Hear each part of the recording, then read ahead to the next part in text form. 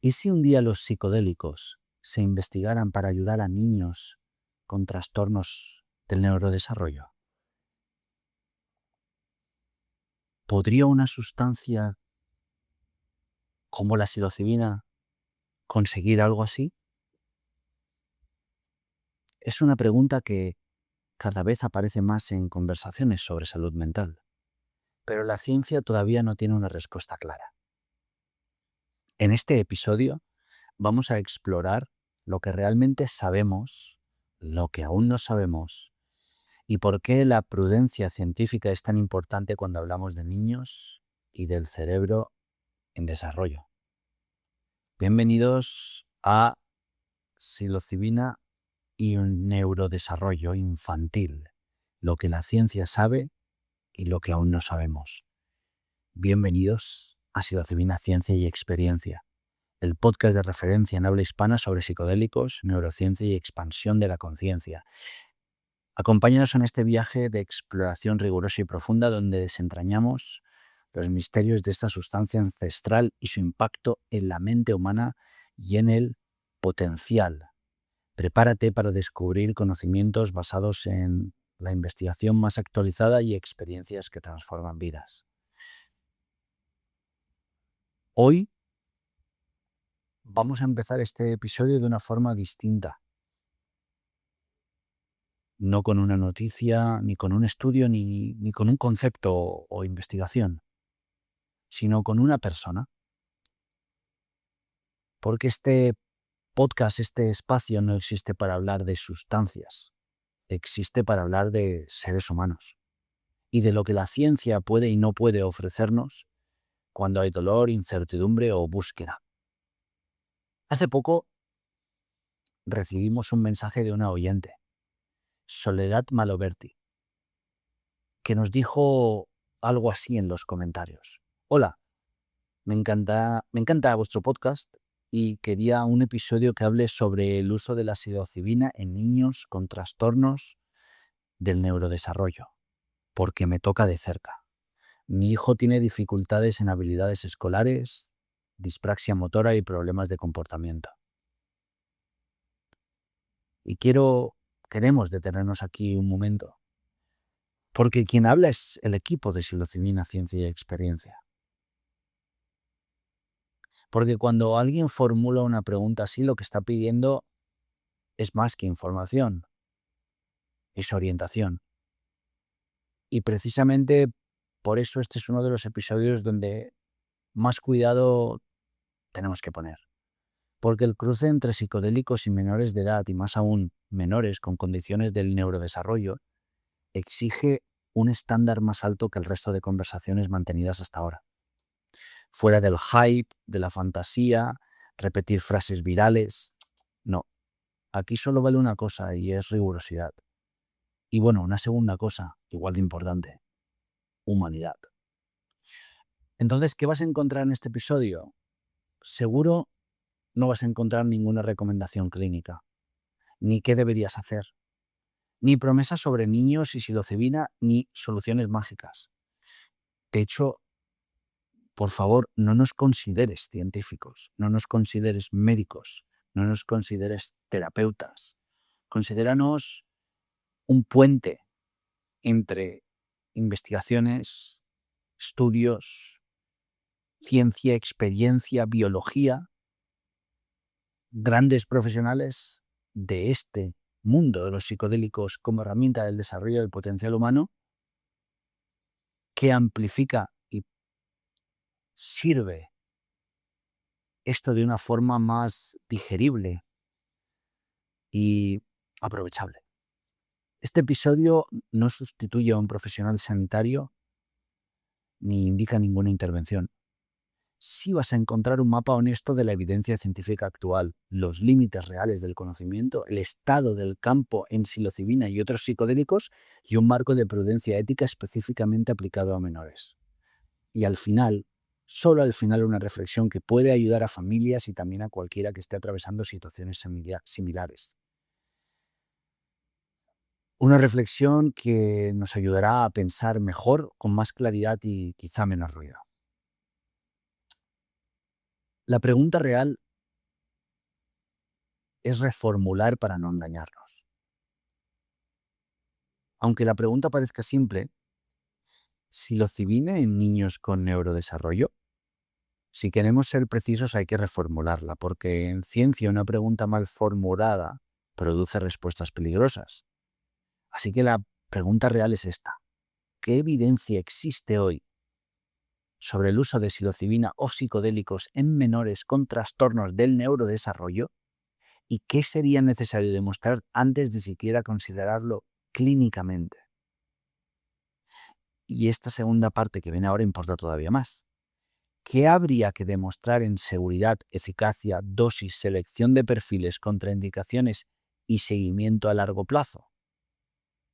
Porque si no hacemos esto, corremos el riesgo de hablar desde emoción y no desde el conocimiento. ¿Por qué este tema importa tanto ahora? Este episodio no nace en el vacío, estamos viviendo un renacimiento psicodélico que ya hemos mencionado con anterioridad. Hay más investigación, más ensayos clínicos, más conversación pública y también más distorsión. La inteligencia artificial puede ayudarnos a crear mucha chatarra. Y cuando una conversación se populariza, ocurre algo casi inevitable. Las conclusiones se simplifican, los matices desaparecen y la curiosidad científica se convierte en marketing de esperanza. Estas tres cosas son clave y no solo para los psicodélicos, para cualquier cosa. Esto en adultos ya es delicado, pero en niños es directamente crítico. Porque el cerebro infantil está en desarrollo, la identidad está en desarrollo, el sistema emocional está en desarrollo. Y lo que podría ser terapéutico en un contexto puede ser dañino en otro. Claro, no podemos hablar de esto como si fuera una moda, ni como si fuera un life hack. Estamos jugando con algo muy serio. Vamos a abordarlo, pero con una estructura clara. Empezamos con la pregunta de soledad y el marco del episodio. Luego explicamos con claridad y sin etiquetas qué son los trastornos del neurodesarrollo. Después ponemos el suelo firme que sabemos sobre psilocibina en adultos. Pasamos a la neurociencia, plasticidad cerebral, flexibilidad y lo que realmente significan estos conceptos. Luego miramos qué se ha investigado y qué se está investigando en psicodélicos y autismo, neurodesarrollo, sobre todo en adultos. Después, lo más importante, que no sabemos todavía. Y de ahí entramos en el necesario marco ético, prudencia científica y por qué en menores no se puede improvisar. Y finalmente, una reflexión final para familias y para cualquiera que viva algo similar.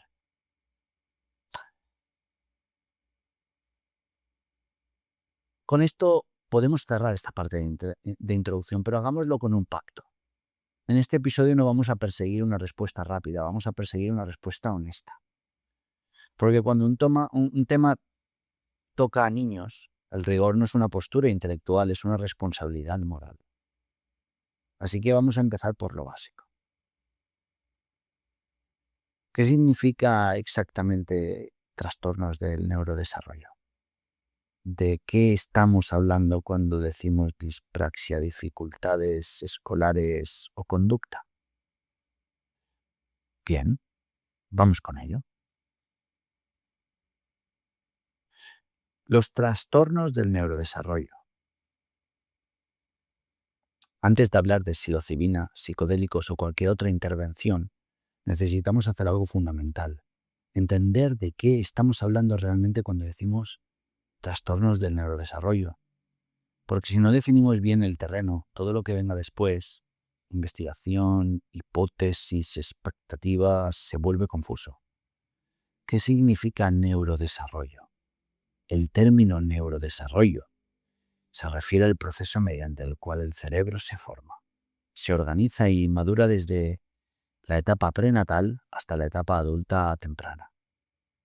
Ese desarrollo implica múltiples sistemas que evolucionan al mismo tiempo.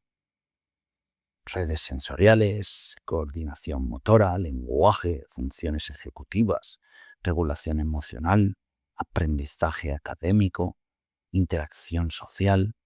En la mayoría de las personas, esos sistemas se desarrollan de manera relativamente sincronizada. Pero en algunas personas uno o varios de estos sistemas se desarrollan de forma distinta, con ritmos diferentes o con patrones de funcionamiento que se apartan de lo esperado estadísticamente. Ahí es donde hablamos de condiciones o trastornos del neurodesarrollo. No son enfermedades infecciosas, no. Y tampoco es algo que aparece de repente, son patrones de desarrollo cerebral diferentes que se manifiestan, sí, desde la infancia y que afectan áreas concretas del funcionamiento, que incluye el término trastornos del neurodesarrollo. Según clasificaciones clínicas como el DSM-5TR o el CIE-11, dentro de estos trastornos se incluyen, entre otros, trastorno del espectro autista, TEA, trastorno por déficit de atención e hiperactividad, trastornos específicos del aprendizaje, dislexia, discalculia, disgrafia, trastornos del desarrollo de la condición, dispraxia o DCD, trastornos del lenguaje y la comunicación y discapacidad intelectual. Cada uno tiene perfiles muy distintos y una de las formas más importantes que sabemos hoy es que raramente aparecen de forma aislada. La regla de la comorbilidad. En neurodesarrollo la norma no es la pureza diagnóstica, es la comorbilidad. Un niño puede tener, por ejemplo, dispraxia motora, dificultades específicas de aprendizaje, síntomas atencionales, ansiedad secundaria y frustración conductual asociada. Y eso es extremadamente común. De hecho, una gran parte de los problemas de comportamiento en niños con condiciones del neurodesarrollo no son el problema principal, sino una consecuencia. ¿Consecuencia de qué? Frustración académica, esfuerzo cognitivo excesivo, incomprensión del entorno o sobrecarga emocional. Por eso es importante no confundir conducta con causa. Dispraxia o trastorno del desarrollo de la coordinación. En el caso concreto que menciona Soledad, esta dispraxia motora, estamos hablando de lo que clínicamente se denomina trastorno del desarrollo de la coordinación, que se caracteriza por dificultades en planificación motora, coordinación fina y gruesa, secuenciación de movimientos y ejecución eficiente de tareas motoras. Esto puede afectar a actividades cotidianas como escribir, abrochar botones, practicar deportes, copiar del pizarrón, organizar movimientos complejos y no tiene nada que ver con inteligencia. Muchos niños con esta dispraxia tienen capacidad intelectual completamente anormal, incluso alta, pero el esfuerzo motor que necesitan para ejecutar tareas puede ser mucho mayor que en otros niños. Ese esfuerzo extra puede generar cansancio, frustración y en algunos casos comportamientos que el entorno interpreta erróneamente como falta de voluntad. Dificultades en habilidades escolares. Cuando una familia habla de problemas en habilidades escolares, suele referirse a algo que clínicamente puede corresponder a trastornos específicos del aprendizaje, que incluyen dificultades persistentes en áreas como lectura, escritura, ortografía, cálculo, razonamiento matemático. El punto clave aquí es que el problema no es falta de motivación, es que ciertas redes cerebrales implicadas en el procesamiento simbólico, por ejemplo, las que participan en el reconocimiento fonológico o en el procesamiento numérico, funcionan de manera diferente. Con el apoyo adecuado, muchos niños desarrollan estrategias compensatorias muy eficaces, pero cuando ese apoyo no existe, el sistema educativo puede convertirse en una fuente constante de estrés. Problemas de comportamiento. Síntoma o diagnóstico. El tercer elemento que menciona Soledad son problemas de comportamiento y aquí conviene hacer una distinción muy importante. El comportamiento puede ser un trastorno primario, por ejemplo, trastornos disruptivos, o una respuesta secundaria a otras dificultades. En niños con condiciones del neurodesarrollo, la segunda opción es extremadamente frecuente. Un niño que se siente constantemente en desventaja, necesita más esfuerzo que los demás, recibe críticas o comparaciones, o se enfrenta a tareas para las que su cerebro no está optimizado. Puede desarrollar conductas como evitación, irritabilidad, impulsividad, oposición o retraimiento. Pero la conducta visible no es siempre el núcleo del problema. A menudo es el resultado de un sistema que está intentando adaptarse. ¿Por qué todo esto importa para este episodio? Sin contexto es clave. Es crucial antes de hablar de psicodélicos, porque cuando una familia escucha que una sustancia puede aumentar la plasticidad cerebral, la flexibilidad cognitiva o la conectividad neuronal, es natural preguntarse si eso podría ayudar a condiciones del neurodesarrollo. Pero para interpretar esta posibilidad correctamente necesitamos entender dos cosas. Primero, que estos trastornos no son una única entidad, sino un conjunto muy diverso de perfiles.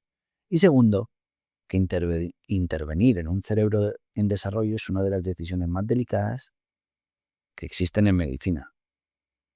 Por eso, antes de hablar de hipótesis terapéuticas, necesitamos mirar el siguiente escalón del conocimiento. Y es qué sabemos realmente sobre la psilocibina en adultos. Porque la mayor parte de la investigación actual empieza ahí. ¿Y qué sabemos? Antes de abordar la pregunta sobre niños y estos trastornos de neurodesarrollo, es necesario detenernos en algo fundamental. ¿Qué sabemos hoy sobre la psilocibina en adultos? Porque la realidad científica es esta. La gran mayoría de investigación moderna con psilocibina se ha realizado exclusivamente en población adulta, normalmente en contextos clínicos controlados con protocolos muy estrictos. Y aquí hay que decir algo importante desde el principio. Los resultados que estamos viendo en adultos son, en muchos casos, extraordinariamente prometedores. Pero también hay que entender en qué condiciones ocurren y qué significan realmente. Vamos a hacer un pequeño resumen que ya hemos abordado, pero es necesario hacerlo aquí. Y es el Renacimiento, ¿no? Durante décadas, desde finales de los años 60 hasta principios de los 2000, la investigación con psicodélicos estuvo prácticamente paralizada en la mayoría del mundo. Sin embargo, en las últimas décadas se ha producido lo que muchos investigadores llaman el Renacimiento psicodélico. Universidades y centros de investigación de primer nivel mundial han vuelto a estudiar estas moléculas con métodos científicos muy rigurosos. Entre esos centros más activos destacan Johns Hopkins Center for Psychedelic and Consciousness Research, Imperial College London Center for Psychedelic Research, NYU Langone Health, University of California San Francisco, and MAPS, Multidisciplinary Association for Psychedelic Studies. Estos equipos han realizado ensayos clínicos con psilocibina en adultos, principalmente en tres áreas: depresión resistente al tratamiento, ansiedad y angustia existencial en pacientes con enfermedades graves y adicciones. Depresión resistente al tratamiento. Uno de los campos donde la psilocibina ha mostrado resultados más interesantes es en esa depresión resistente al tratamiento. Esto se refiere a personas que han probado múltiples antidepresivos y terapias sin obtener una mejora significativa.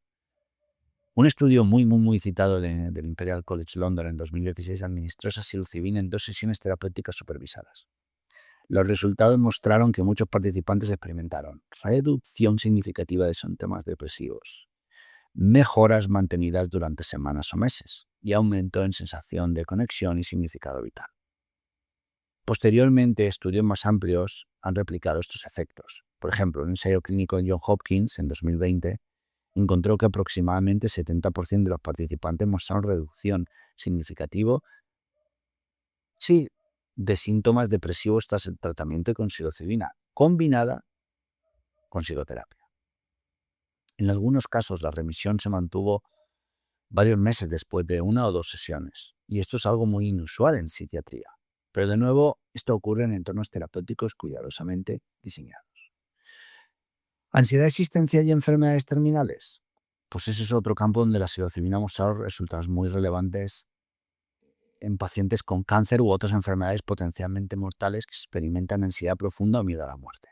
Ensayos realizados en el Johns Hopkins y NYU en 2016 encontraron que una sola sesión con psilocibina acompañada por preparación e integración terapéutica podría producir reducción significativa de ansiedad, disminución de síntomas depresivos, aumento de aceptación de la muerte e incremento del sentido de significado vital.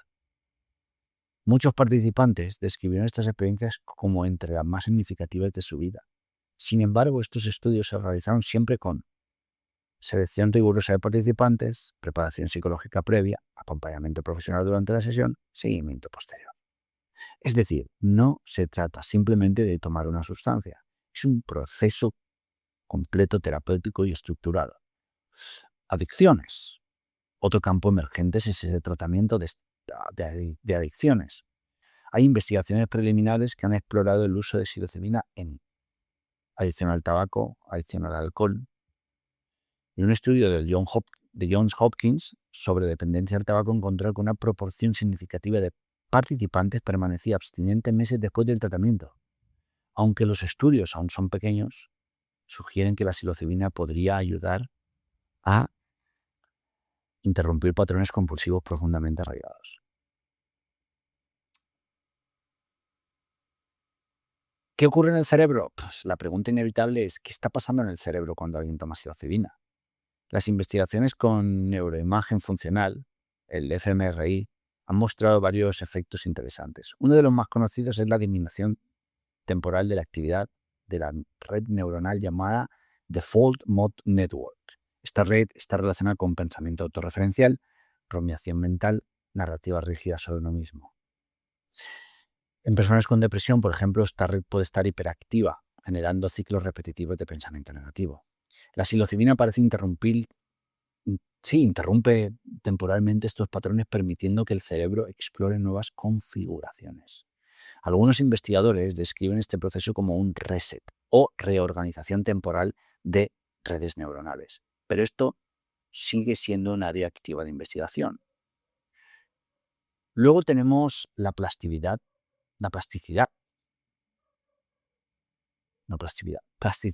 cerebral. Otro hallazgo interesante es el posible aumento de esta plasticidad neuronal. Estudios en modelos animales y cultivos celulares han observado que la psilocibina puede estimular procesos asociados a crecimiento dendrítico, formación de nuevas conexiones sinápticas, reorganización de circuitos neuronales, y este fenómeno a veces se describe como ventana de plasticidad. Durante esta ventana el cerebro podría ser más reactivo a cambios psicológicos o terapéuticos. Pero aquí hay que ser muy claros. Muchos de estos hallazgos provienen todavía de estudios preclínicos. La extrapolación directa a humanos sigue siendo un objeto de estudio. ¿Experiencias subjetivas profundas? Pues más allá de los objetos más allá de los objetos y de los efectos neurobiológicos, muchos participantes describen experiencias psicodélicas profundas durante sesiones con psilocibina. Estas experiencias pueden incluir sensación de unidad o conexión profunda, revisión emocional de eventos vitales, cambio en la percepción del yo, estados intensos de introspección. En algunos estudios, la intensidad de estas experiencias subjetivas se correlacionan con la mejora clínica posterior, y esto ha llevado a algunos investigadores a considerar que la experiencia psicológica en sí misma podría ser parte del mecanismo terapéutico. Pero también hay riesgos. Aunque los estudios clínicos muestran perfiles de seguridad relativamente buenos en contextos controlados, la psilocibina no es una sustancia libre de riesgos. Entre los posibles efectos adversos se incluyen ansiedad intensa durante la experiencia, confusión temporal, reactivación de traumas, riesgo en personas con predisposición a psicosis. Por esta razón, los estudios clínicos incluyen criterios de exclusión estrictos, especialmente para personas con antecedentes personales o familiares de trastornos psicóticos. Una conclusión importante aquí es que cuando hablamos de psilocibina hoy en día es importante entender algo. La ciencia actual sugiere que puede tener un potencial enorme terapéutico significativo en adultos, especialmente en ciertos contextos clínicos, pero esto ocurre en entornos terapéuticos controlados, con profesionales formados, con protocolos específicos y con criterios rigurosos de seguridad, y sobre todo en población adulta. Y esto nos lleva directamente a la siguiente pregunta. Si en adultos estamos empezando a entender alguno de estos mecanismos, ¿qué sabemos sobre psicodélicos y neurodesarrollo? Porque entonces aquí la situación cambia considerablemente. Y para entender por qué alguien como nuestra compañera Soledad puede escuchar psilocibina y pensar en neurodesarrollo, tenemos que hablar de una palabra que aparece constantemente en esta conversación: plasticidad cerebral. Porque en la cultura popular, plasticidad se ha convertido casi en un sinónimo de arreglar el cerebro. Y eso es una simplificación peligrosa. Así que vamos a ponerlo en su sitio, con precisión y con rigurosidad. ¿Qué es realmente la plasticidad cerebral? Esta plasticidad es, en esencia, la capacidad del sistema nervioso para cambiar su estructura y su función en respuesta a experiencia, aprendizaje, lesión, estrés o entrenamiento. Estos cambios pueden ocurrir a diferentes niveles. Por ejemplo, cambios en la fuerza de las conexiones sinápticas, sinaptogénesis y potenciación de presión sináptica. Cambios también en la estructura de neuronas, dendritas, espinas. Cambios en redes funcionales como diferentes regiones del cerebro se comuniquen entre sí. Cambios en hábitos cognitivos y emocionales, por ejemplo, patrones repetitivos o flexibilidad. La clave es esta. El cerebro no es fijo, es un sistema adaptativo. Plasticidad no significa mejor. Y aquí viene nuestro primer matiz crucial. La plasticidad no es automáticamente buena. El cerebro también es plástico para desarrollar trauma, reforzar ansiedad crónica, consolidar adicciones, fijar patrones de evitación, aprender respuestas de amenaza. Es decir, hay plasticidad adaptativa y plasticidad desadaptativa. Por eso la pregunta no es ¿aumenta la plasticidad? La pregunta real es ¿aumenta plasticidad en una dirección saludable, funcional y sostenible? Esa es la pregunta. Veamos esto por un momento. Las ventanas de plasticidad. Cuando el cerebro es más maleable. Porque la plasticidad no es constante, ocurre en ventanas. En la infancia, por ejemplo, hay periodos sensibles donde el lenguaje se adquiere con más facilidad, la coordinación motora se moldea más y las bases de regulación emocional se estructuran. En adultos también hay ventanas de plasticidad, pero suelen requerir aprendizaje deliberado total, terapia, entrenamiento sostenido, disciplina y cambios de entorno. Algunas intervenciones que pueden ser farmacológicas o psicológicas podrían abrir ventanas más intensas, temporales, donde el cerebro sea más maleable. Esto es en sí una hipótesis clave en psicoterapia moderna. Lo siguiente, si el cerebro está más flexible, la terapia podría ser más eficaz. Y ahí es donde entran los psicodélicos. ¿Qué sugiere para esto la investigación? En los últimos años, varios estudios preclínicos en células organoides y modelos animales han sugerido que los psicodélicos, como la psilocibina o su metabolito activo, la psilocina, podrían estimular procesos relacionados con crecimiento dendrítico, aumento de espinas dendríticas, fortalecimiento y formación de nuevas conexiones sinápticas y cambio, más que un cambio, cambios en la plasticidad estructural y funcional. A veces esto se describe como un tipo de neuroplasticidad rápida o neuroplasticidad acelerada. Pero aquí es importante decir dos cosas. Uno, mucha de esta evidencia proviene de estudios preclínicos. Y dos, aun si es cierto en humanos, necesitamos saber qué significa clínicamente. Porque una cosa es observar cambios celulares y otra demostrar mejoras funcionales sostenidas en la vida real. Ahora, plasticidad psicológica, ¿no? La otra mitad del fenómeno. Porque la plasticidad no es solo biología, también hay algo que podríamos llamar plasticidad psicológica que en ciencia se relaciona mucho con un concepto. Flexibilidad psicológica. Flexibilidad psicológica significa, en términos simples, poder observar pensamientos sin ser arrastrados por ellos, cambiar perspectiva, salir de patrones rígidos, responder con mayor libertad y menos automatismo. En depresión, ansiedad o trauma muchas veces lo que vemos es rigidez, rumiación, evitación, hipercontrol, narrativas congeladas sobre uno mismo. Entonces, la investigación psicodélica ha sugerido que en algunos casos estas sustancias pueden aflojar temporalmente la rigidez cognitiva, no porque sean mágicas, sino porque alteran la dinámica de redes cerebrales relacionadas con el yo y con la predicción, que nos lleva al Default Mode Network. Pero, ¿qué se sabe de esto y qué no en esta palabra que se utiliza tanto en este mundo? Uno de los hallazgos más discutidos viene de estudios de neuroimagen que han observado cambios en esa llamada red de modo por defecto, lo que acabamos de nombrar, Default Mode Network, que corresponde a las siglas DMN. Esta red está asociada a procesos como pensamiento autorreferencial, narrativa del yo, proyección al pasado y al futuro y rumiación, como antes hemos expuesto. En algunos cuadros, como depresión, esta red puede estar hiperconectada o hiperactiva. Ya hemos mencionado esto también. La psilocibina parece reducir temporalmente la dominancia de esa red, permitiendo que el cerebro explore patrones menos rígidos. Como hemos dicho antes, lo podríamos llamar un reset, pero claro, el reset es una metáfora. La ciencia describe cambios en conectividad y dinámica de redes, no un reinicio literal. ¿Por qué esto que estamos presentando expone o conecta con el neurodesarrollo?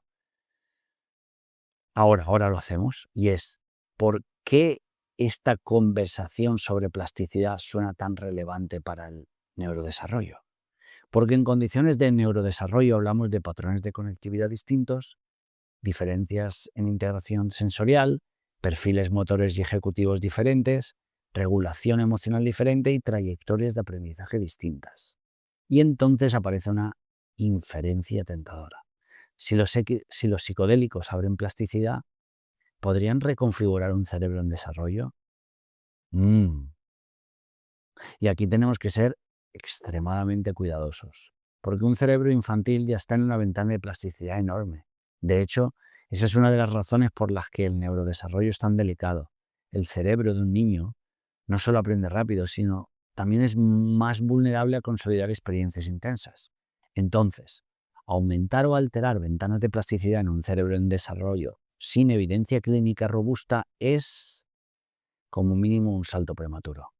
Es decir, la plasticidad en niños no es algo que falte, ya está ahí. La pregunta seria podría ser, o varias preguntas, ¿qué tipo de plasticidad inducirías? ¿En qué dirección? ¿A qué coste? ¿Y con qué riesgos a largo plazo? Y hoy podemos estar equivocados, pero no conocemos respuestas sólidas ahí.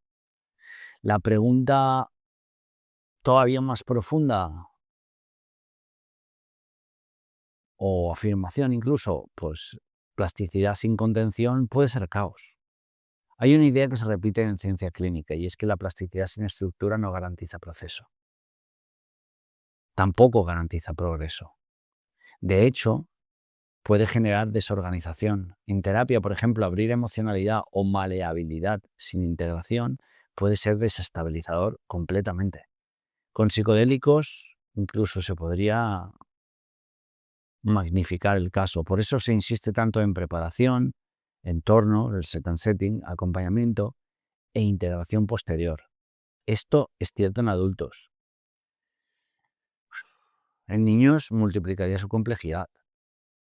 Así que hasta aquí, si pudiéramos enviar un mensaje sobre el área de plasticidad, es este. Sí, la psilocibina y otros psicodélicos parecen estar asociados a cambios neurobiológicos y psicológicos que podrían relacionarse con plasticidad y flexibilidad. Pero, y es un pero importante, no sabemos todavía cómo traducirlo a funcionamiento real de forma general. Y en menores la evidencia es insuficiente para inferir beneficios sin riesgos. Por eso el siguiente paso dentro de este episodio es mirar el lugar donde el campo está más cerca de responder algo con claridad y ciencia. Y es qué sabemos sobre psicodélicos en autismo y desarrollo y qué no sabemos. Casi nos gusta más la parte del qué no saber. Porque llegamos a un punto donde esto se llena de ruido. Porque cuando alguien oye psicodélicos y autismo en la misma frase aparecen dos extremos. El extremo del hype, esto lo va a cambiar todo, y el extremo del rechazo. Esto es una locura. Y como casi siempre la realidad interesante está en el medio, el camino medio. Viva el Zen. La pregunta correcta aquí no es ¿los psicodélicos curan el autismo? La pregunta está mal planteada. La pregunta responsable es ¿qué aspectos concretos se están investigando en población autista? ¿Con qué hipótesis? ¿En qué población? ¿Bajo qué condiciones? ¿Y con qué resultados? Y si ampliamos más allá del autismo, añadiríamos esta parte de la pregunta. ¿Qué parte de esto aplica realmente a neurodesarrollo en general y qué parte es una especulación? Entonces vayamos por partes, como dijo nuestro amigo Jack el Destripador. Autismo no es enfermedad, no es una enfermedad única, es un espectro de perfiles. No es un bloque uniforme, hay diferencias enormes en sensibilidad sensorial, comunicación, cognición, regulación emocional, niveles de apoyo, historial de trauma y comorbilidades, ansiedad, depresión, epilepsia, etc. Esto es clave porque en ciencia clínica, si el grupo es heterogéneo y no estratificas bien, los resultados se vuelven confusos. Por eso, cuando ves titulares del tipo psicodélicos para el autismo, lo primero que debes preguntarte es ¿para qué perfil? ¿Para qué objetivo clínico? ¿En qué edad? ¿Con qué comorbilidades? ¿Qué se está intentando tratar realmente en el autismo? ¿No? En la investigación seria, el foco suele estar menos en autismo como tal y más en problemas muy concretos que aparecen con frecuencia alrededor. Ansiedad social, depresión comórbida, rumiación, rigidez cognitiva, trauma, estrés crónico, aislamiento y sufrimiento existencial, burnout autista. Y esto es importante por una razón ética. Hay una diferencia entre intentar normalizar a una persona y ayudar a aliviar su sufrimiento real. Ese matiz es central si quieres que el episodio y que el progreso y que la terapia y que el progreso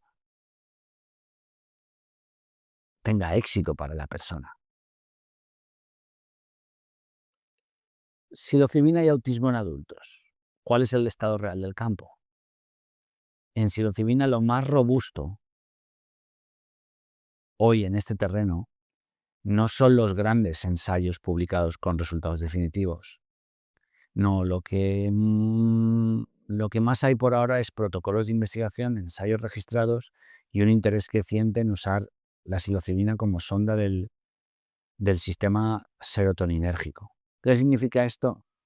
Significa que parte del objetivo no solo es ver si mejora X, sino entender si el sistema 5HT2A funciona de manera distinta, si hay diferencias de respuesta cerebral, si hay diferencias de efectos subjetivos y qué implicaciones tendría esto para seguridad, tolerabilidad y beneficio.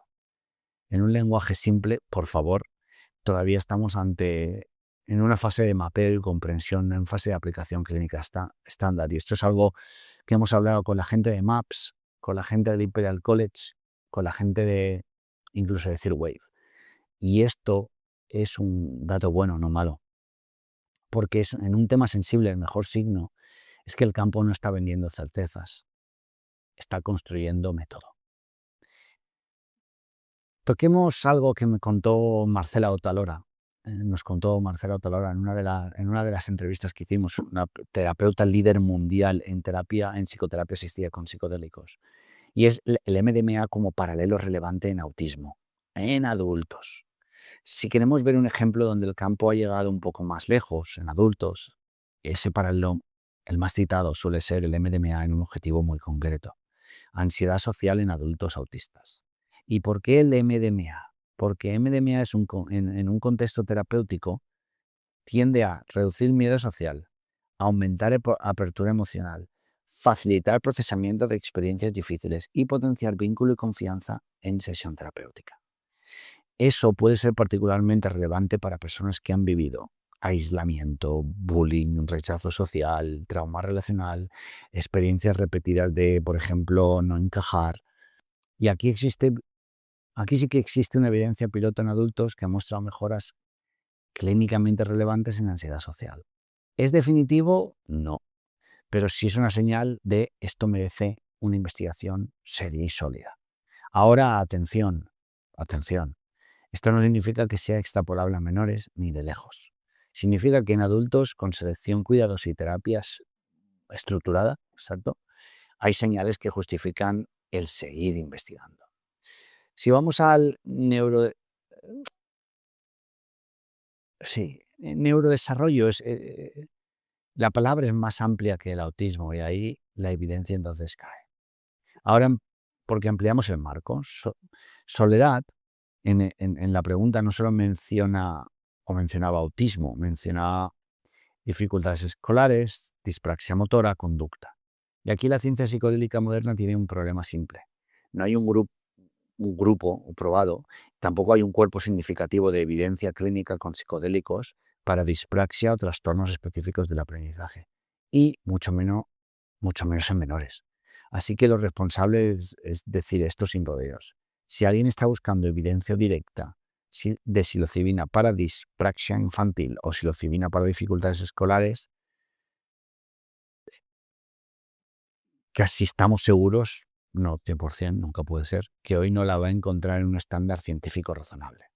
Lo que puede encontrar son inferencias basadas en plasticidad, flexibilidad, cambios de red, mejoras de ánimo o ansiedad. Pero eso en ciencia se llama hipótesis ampliada, no evidencia ampliada, ni aplicada tampoco. ¿Cuál es el gran riesgo conceptual? Confundir plasticidad con reparación. Llegados a este punto es crítico y conviene decirlo también claro. Hay una tentación cultural de pensar, si aumenta la plasticidad, entonces arregla el problema. No es correcto. Porque plasticidad no es dirección, no es función, no es mejora garantizada. Aumentar maleabilidad sin contención podría generar desorganización emocional, confusión, reactividad, intensificación de miedos o estados mentales difíciles de integrar y manejar. Por eso en la ciencia clínica con psicodélicos la terapia no es un adorno, es parte del diseño. Si en adultos es delicado, en menores se vuelve exponencialmente más delicado. ¿Cuál sería otra cuestión importante? ¿El beneficio requiere la experiencia subjetiva? Aquí me parece que entramos en una pregunta fascinante que está en el centro de la investigación moderna. Y es esta. ¿Los beneficios potenciales dependen de tener la experiencia psicodélica o podrían obtenerse con compuestos no alucinógenos? ¡Qué gran pregunta! Esto es importante porque si el objetivo fuera algún efecto neurobiológico, por ejemplo, modular la inflamación, estrés, ciertos marcadores, el campo se puede preguntar esto. Dos cosas. ¿Podemos separar mecanismo biológico de experiencia intensa? Uno. ¿Y podemos diseñar análogos que mantengan efectos sin el viaje psicodélico? Casi sí, pero esto todavía está en investigación. Pero esto nos sirve por un mensaje muy claro. La ciencia no está asumiendo que más experiencia es siempre mejor. Está intentando entender qué parte es necesaria y qué parte es riesgo que se puede excluir. En síntesis, en autismo el campo está explorando psicodélicos principalmente en adultos, con foco en objetivos concretos como ansiedad social, depresión comórbida y con una base importante de investigación todavía orientada a mecanismos y viabilidad. En neurodesarrollo, fuera del autismo, dispraxia, dificultades específicas del aprendizaje, etc., la evidencia clínica con psicodélicos es prácticamente inexistente, especialmente en menores. Y la conversación pública pues va más rápido que la ciencia. Y eso es lo que exige prudencia. Y esto nos hace entrar en el siguiente punto que para nosotros, es el punto más importante del episodio. ¿Qué no sabemos todavía? Mucho. Muchísimo. Pero después de hablar de lo que sí sabemos, llega esa parte, ¿no? Lo que todavía no sabemos. Y en un campo que está creciendo tan rápido como el de los psicodélicos, esta parte no es una nota al pie, es una joya total. Es el núcleo de la conversación responsable y necesaria, porque cuando una investigación empieza a generar entusiasmo, lo más fácil es que el relato público vaya mucho más rápido que los datos. Y en temas relacionados con infancia, neurodesarrollo y salud mental, esa distancia entre entusiasmo y evidencia puede tener consecuencias reales, impactantes. Así que vamos a poner esto sobre la mesa con claridad. ¿Cuáles son los grandes vacíos de conocimiento que existen hoy? Esta parte nos ha fascinado el poder redactarla. El primero sería que no tenemos estudios clínicos robustos en menores. Este es el punto más importante de todos. La investigación moderna con psilocibina, MDMA y otros psicodélicos se ha realizado casi exclusivamente en adultos. En muchos casos, y hemos mencionado adultos cuidadosamente seleccionados, sin historial de psicosis, con preparación terapéutica, en entornos clínicos controlados y con seguimiento psicológico. Cuando hablamos de niños o adolescentes, el escenario cambia completamente. El cerebro infantil y adolescente está en pleno proceso de desarrollo. Maduración de redes frontales, regulación emocional, integración sensorial, consolidación de identidad, desarrollo de funciones ejecutivas. Intervenir farmacológicamente en ese sistema sin evidencia sólida requiere una prudencia extrema. Y hoy simplemente no existe un cuerpo clínico robusto que respalde el uso de psilocibina en menores con trastornos del neurodesarrollo. Esto no significa que nunca vaya a darse o a investigarse, significa que aún no estamos ahí. El segundo punto sería que no conocemos efectos a largo plazo en el desarrollo cerebral. Incluso en adultos, la investigación moderna con estas sustancias, con los psicodélicos, todavía está acumulando datos de seguimiento a largo plazo. Algunos estudios han observado mejoras sostenidas en ciertas condiciones, como depresión resistente, durante meses. Pero cuando hablamos de neurodesarrollo, el horizonte temporal cambia. Las preguntas relevantes pasan a ser: ¿qué ocurre a 5 años? ¿Qué ocurre durante etapas críticas de desarrollo? ¿Cómo afecta la maduración de redes cerebrales? ¿Puede interferir con procesos normales de aprendizaje y regulación? El cerebro en desarrollo no es simplemente una versión pequeña del cerebro adulto, es un sistema que se está organizando. Por eso cualquier intervención debe evaluarse con una perspectiva temporal mucho más larga. Y hoy esos datos todavía no existen. La parte 3 sería que los resultados en adultos no se pueden extrapolar automáticamente. Este es un error muy común cuando una intervención muestra resultados prometedores en adultos. Se asume que el mismo principio podría aplicarse a niños, pero en medicina la extrapolación entre poblaciones es una de las principales fuentes de error. Por ejemplo, los sistemas neuroquímicos no funcionan igual en la infancia. Las redes de regulación emocional están en formación. La capacidad de integrar experiencias intensas es distinta y la vulnerabilidad a ciertos efectos adversos puede ser mayor. Por eso, en investigación clínica se suele seguir una secuencia como esta. Primero, estudios en adultos. 2, replicación en distintas poblaciones adultas. 3, evaluación cuidadosa de riesgos. 4, solo después, en algunos casos, investigación pediátrica. Y ese proceso puede tardar muchos años.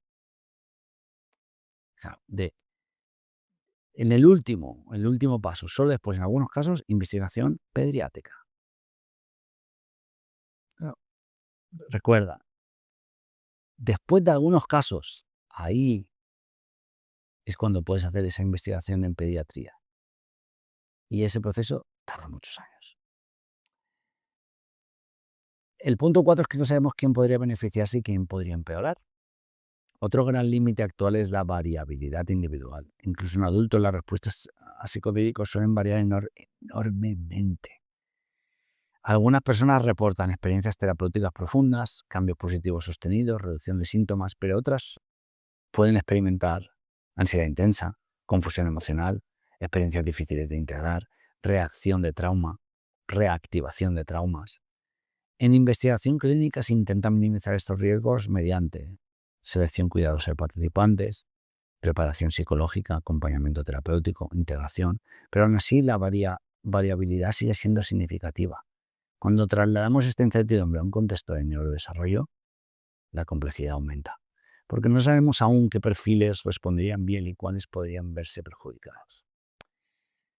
El punto 5 es que la cultura psicodélica a veces simplifica demasiado. Hay otro elemento que merece ser mencionado y hay que tener mucho cuidado aquí. En los últimos años el interés por los psicodélicos ha crecido enormemente y con ese crecimiento también han aparecido narrativas muy simplificadas, como reprogramar el cerebro, resetear la mente, curar traumas en una sesión. Eso es una locura. Aunque algunas experiencias terapéuticas pueden ser muy profundas, los investigadores más serios en este campo, y hemos hablado con algunos, bastantes, suelen insistir en algo muy, muy distinto. Acuérdate de esto. Los psicodélicos no son una solución rápida ni universal, algo que debatía y discutíamos con Jamie Wheal y Steven Kotler. En muchos estudios, el efecto terapéutico depende de un proceso complejo que incluye preparación psicológica, contexto seguro, acompañamiento clínico e integración posterior. Y aún así, no funciona igual para todo el mundo. Es que reducir este campo a promesas simples no ayuda a nadie, ni a los pacientes, ni a las familias, ni a la ciencia. Y por último, el peligro de actuar, el punto 6, antes de que exista evidencia. Cuando una familia está atravesando dificultades, especialmente cuando se trata de un hijo, es natural buscar todas las posibilidades. Pero la historia de la medicina está llena de ejemplos donde intervenciones prometedoras se adoptaron demasiado pronto, antes de comprender bien sus efectos.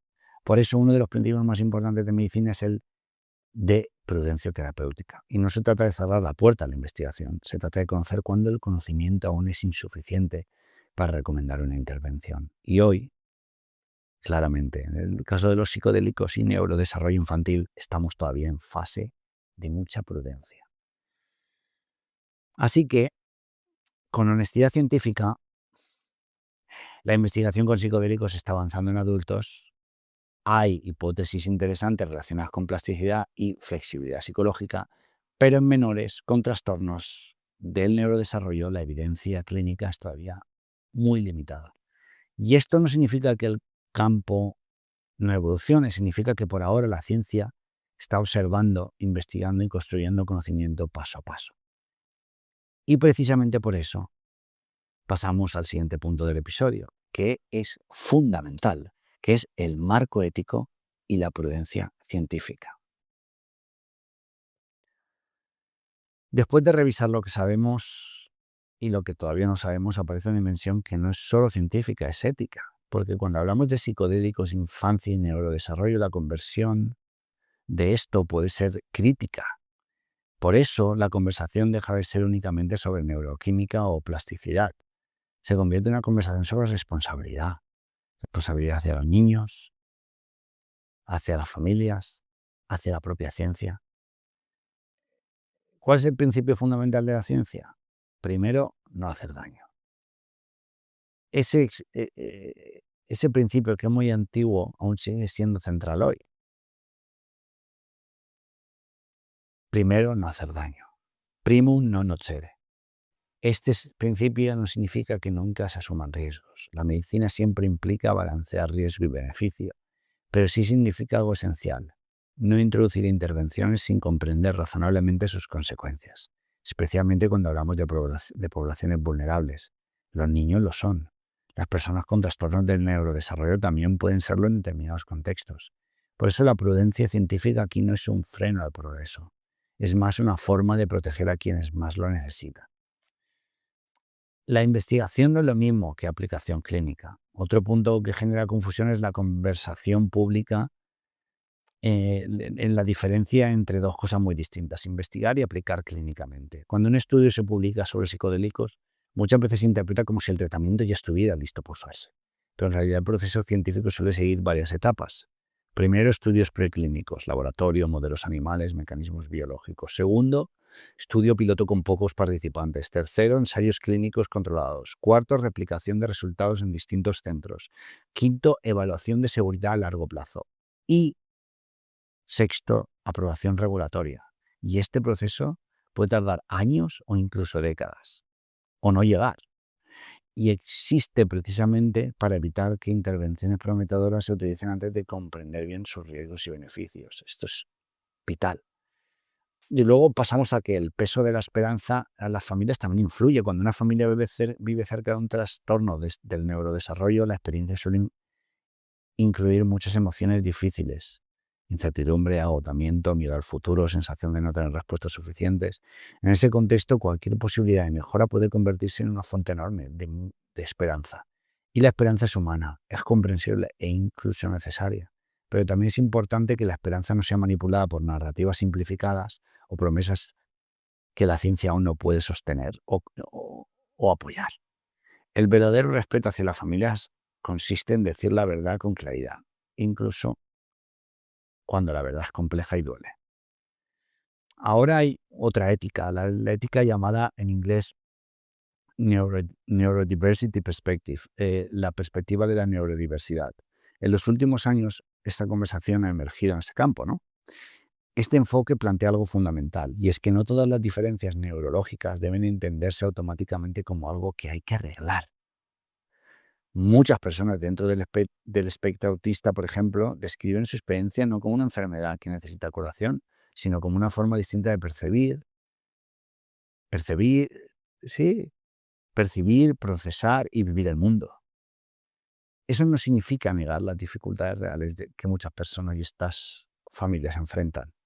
Lo que significa es que invita a una reflexión ética. ¿Cuál es el objetivo de una intervención? ¿Cuál es el objetivo de una intervención? ¿Reducir sufrimiento, mejorar el bienestar o facilitar comunicación y autonomía? ¿O intentar forzar una normalización que puede ignorar la identidad y la experiencia de la persona? En investigación clínica moderna esta pregunta está cada vez más presente y es más necesaria. Los psicodélicos es un campo prometedor, sí, pero aún en construcción. La investigación con psicodélicos, cualquiera, ha producido muchos resultados interesantes en varias áreas de salud mental en adultos. Hemos mencionado ya algunas: depresión resistente, ansiedad asociada a una enfermedad grave, trastorno por estrés postraumático, adicciones en investigación, pero incluso en estas áreas los investigadores más cautelosos insisten en algo. Esto no es una panacea, es un campo en desarrollo, un campo que requiere protocolos rigurosos, formación clínica especializada, regulación médica, investigación continua, porque intentar acelerar este proceso a través de entusiasmo cultural puede poner en riesgo precisamente lo que más necesitamos: evidencia sólida. Y es que la prudencia no significa cerrar la puerta al futuro, y aquí es importante decir algo más. Ser prudente no significa ser pesimista. La historia de la medicina está llena de tratamientos que en algún momento parecían improbables y que con el tiempo la investigación adecuada y las personas adecuadas se convirtieron en herramientas valiosas. Y es que es posible que en el futuro entendamos mejor cómo modular plasticidad cerebral, cómo apoyar procesos terapéuticos profundos y cómo diseñar intervenciones más seguras y específicas. Pero ese futuro solo llegará si el camino se construye con rigor. La ciencia avanza mejor cuando la curiosidad y la prudencia caminan juntas. Así que el marco ético que emerge de todo esto lo podríamos resumir en 3 ideas sencillas. Cuidar primero a las personas más vulnerables, diferenciar claramente entre investigación y tratamiento establecido, y mantener esperanza pero basada en evidencia y no en promesas. Así que con ese marco en mente podemos ir y podemos conducirnos hacia la parte final, que es una reflexión para padres y familias que están atravesando algo parecido a lo que nos cuenta Soledad, para ofrecer contexto, acompañamiento intelectual y humanidad dentro de una conversación compleja. Nada más. Aquí no decimos qué hacer o qué necesitan o qué recetas. Eh, por eso vamos a volver donde empezó todo, en la pregunta, con la pregunta de Soledad. Y con ella, la realidad que viven muchas familias cuando un niño o niña tiene dificultades en su desarrollo, en el aprendizaje o en su forma de interactuar con el mundo. Porque cuando uno escucha estas historias suele aparecer una tensión difícil de sostener. Por un lado, el deseo profundo de ayudar, y por otro, la sensación de no tener las respuestas. Y esa tensión es completamente humana. Educar y criar a un niño ya es una tarea compleja en cualquier circunstancia, pero cuando aparecen desafíos en el neurodesarrollo, como dispraxia, dificultades de aprendizaje, autismo, TDAH o otras condiciones, el camino puede volverse aún más exigente y retador. Y a menudo esto implica navegar entre diagnósticos profesionales, sistemas educativos y expectativas sociales que no siempre están preparadas o preparados para comprender la diversidad neurológica. Y en este proceso muchas familias experimentan algo que rara vez se menciona en los estudios científicos: frustración, incertidumbre sobre el futuro, sobre qué intervención será más útil, sobre si están tomando las decisiones correctas. Y esa incertidumbre es muy difícil de sostener. Y es precisamente en este espacio donde suelen aparecer preguntas sobre nuevas posibilidades, nuevas investigaciones, nuevas herramientas, porque la conversación sobre psicodélicos forma parte de este contexto. Pero si algo nos enseña la ciencia y también la experiencia humana y el potencial, es que el desarrollo de una persona no depende de una única variable, sino, por ejemplo, el cerebro se desarrolla en relación con muchas cosas al mismo tiempo: entorno, seguridad emocional, aprendizaje, interacción social, oportunidades de exploración, el tiempo, y cada trayectoria es distinta. Algunos niños necesitan más apoyo en ciertas áreas, otros desarrollan fortalezas inesperadas en otras. Y aunque la ciencia continúa explorando nuevas formas de entender el cerebro, también hay algo que permanece constante: la importancia de un entorno que permita a cada persona desarrollarse con dignidad, integridad, comprensión y apoyo. Este episodio y este podcast, y nosotros, el equipo, ni en un futuro, ni en un presente, ni en un pasado, pretendemos ofrecer respuestas definitivas para cada situación individual. Lo que cuenta es contribuir a una conversación más informada, más cuidadosa y más honesta sobre estos temas tan complejos. Porque cuando hablamos de mente, de desarrollo, de potencial, de bienestar humano, la claridad suele ser más útil que las promesas rápidas. Así que volvamos al punto de partida. La pregunta es: Soledad, ¿puede la psilocibina tener algún papel en condiciones relacionadas con el neurodesarrollo infantil, podemos poner? La respuesta honesta hoy es que la ciencia todavía está explorando este territorio. Sabemos que los psicodélicos están generando resultados interesantes en investigación con adultos en algunas áreas de salud mental.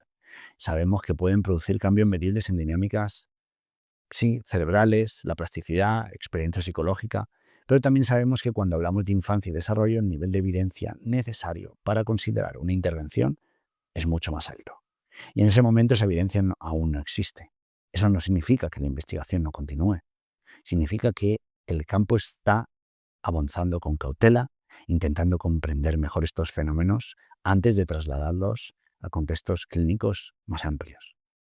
La ciencia, cuando funciona bien, no avanza a base de promesas. Avanza a base de preguntas bien formuladas, experimentos cuidadosos y revisión constante de lo que creemos saber. Así que ojalá que, si este episodio sirve para algo o sirva para algo, esperamos que sea para esto, para comprender mejor dónde está realmente el conocimiento hoy. Y para mantener esta conversación abierta, informada, respetuosa sobre uno de los temas más fascinantes de nuestro tiempo: la relación entre cerebro, potencial humano, conciencia, salud mental y bienestar holístico. Así que gracias, Soledad, por tu pregunta, y gracias a todos los que escucháis Psilocibina Ciencia y Experiencia. Gracias a los que seguís enviando preguntas, porque abordaremos en los siguientes temas, a los que nos seguís recomendando a quién entrevistar. Por favor, seguir comentando, compartiendo en los comentarios o donde sea que nos puedan llegar esas recomendaciones a quién entrevistar, qué temas tratar. Así nos encontraremos en el próximo episodio. Queremos también hacer un disclaimer científico, y es que este episodio no tiene un propósito exclusivamente informativo. Sí, en realidad este episodio tiene un propósito exclusivamente informativo y divulgativo. La información que compartimos aquí se basa en investigaciones científicas disponibles hasta la fecha, así como en análisis de expertos en neurociencia, psiquiatría, psicología, psicodélicos, con quien tenemos el placer y la oportunidad y el honor y el privilegio de estar en contacto muy a menudo. Especialmente cuando hablamos de niños o adolescentes, cualquier decisión relacionada con tratamientos, intervenciones o salud mental debe realizarse siempre bajo la supervisión de profesionales sanitarios cualificados. Y la investigación sobre psicodélicos se encuentra todavía en desarrollo y muchas de las aplicaciones potenciales que se estudian, sobre todo hoy, no forman parte de la práctica clínica estándar. Por ello es fundamental mantener una aproximación basada en prudencia, rigurosidad, evidencia científica y responsabilidad ética. Gracias por acompañarnos en este episodio de Psilocibina, Ciencia y Experiencia. Esperamos que hayas encontrado inspiración, conocimiento y nuevas perspectivas y ópticas en este viaje, en esta excelente herramienta de desarrollo del potencial humano. Así que si te ha gustado, te invitamos a suscribirte al podcast, compartirlo con quien creas que puede beneficiarse y dejarnos tu valoración en Spotify y también en Apple Podcast y tu reseña. Y decirte que estamos también en YouTube. Tu apoyo nos ayuda a llegar más lejos y a seguir divulgando con rigor. Y estamos ampliando el equipo, por si te puede interesar, sobre todo el equipo de contenidos y de... Exacto, el equipo de contenidos.